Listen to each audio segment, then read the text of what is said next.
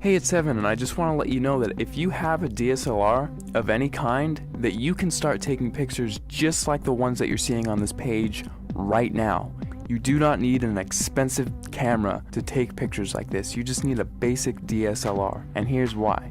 A lot of people think that if they have the best gear that they can make the best photographs. Now that is completely untrue, especially if you don't have the right knowledge and creativity. If you have creativity and ideas, and you know about things like composition and light, you can make way better pictures with your camera than the photographer who doesn't know about those things but has the most expensive $20,000 camera. The camera is not important at all. See, in trick photography and special effects, you want to focus more on the creative and artistic ideas and less about the gear. The gear is just a tool. A good photographer will know how to use the basic fundamental principles of photography to take a good image with any camera. All DSLRs, they all have a manual mode, and that is what I'm going to be showing you how to use in this course to create artistic images. So if you have a DSLR in your house right now, I don't care what it is or what it's called, I'm going to show you how to use it to create really artistic images. These pictures that you're seeing right here, all of these pictures were made with a Nikon D50 camera, which, if you don't know what type of camera that is, it's the first basic entry-level DSLR that Nikon released back in 2005. Now, because they don't make this camera anymore, you can actually get this one used for $230 on eBay. That's what I found recently. Or you could get a newer camera, and it would still have it be the most basic entry-level model and still be able to take cool pictures just like what you're seeing right here. In fact, let me show you a little trick that you can use with any camera right off the bat. See the little thing that says shutter speed? If you raise that number to make it longer, whenever you take a picture now, your camera will be on for several seconds taking a picture for that amount of time. Now this is really cool because what you can do is take a light and then move it around the frame, and you can actually record light trails with that.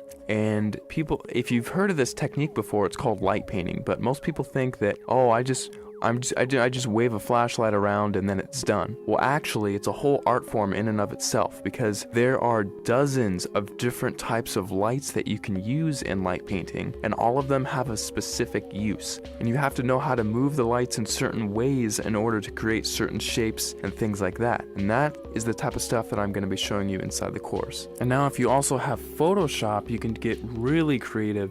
In addition to just using your camera, you can do both. We'll only be using Photoshop for about a third of everything taught inside, so if you don't have Photoshop, don't feel left out. You can still do many tricks inside of the course. For example, in this picture, I love giving this as an example because it gets a lot of people's attention, and it's just funny. In this picture, I had my camera on a tripod, and I was just photographing this room here. And what I did is I went down to my bank and I withdrew about $800, $871 to be exact. And then after that, I went around placing the money in different areas of the frame and then taking a picture. And then I moved the money into a different place of the frame, took another picture, and I kept repeating that process over and over again until finally it looks like I have $1 million inside of this room, which is really cool. Now, I like showing how to do this one because it's one of the simpler tricks, and anyone can do it if they have Photoshop. So that's just one trick I like to show. I'll show it in much more detail inside the full course, but you don't need the latest and greatest version of Photoshop. You can use Photoshop CS2, CS3, CS4, or the latest, which is CS5. And if you're using Photoshop Elements, you can use Photoshop Elements 10, and you can still get away with doing many things, including this trick, inside of the course. Alright, so just to wrap everything all up, inside of the course, you're going to be getting a 300-page ebook that gives step-by-step instructional content on how to create artistic images. I'm not going to be showing you how to take boring pictures of flowers and trees here. I'm actually going to show you all my hardcore secrets on how to take really interesting photos that grab people's attention and have them wonder how you took this shot, because I get that question so many times whenever I show my pictures to anyone. They all ask the same thing: how the heck did you take that picture? After you're done with the course, you're going to know how to get people to ask you that same question, and how you can actually get a heads up on getting more views on your pictures, winning photo contests, and things like that. Plus, on top of the 300-page ebook that I'm giving you, I'm also going to be sending you 9 hours of instructional video content. You can visually see each and every individual button that I'm going to be pushing on my camera and each click that I make inside of Photoshop, so you can replicate my results exactly, step by step,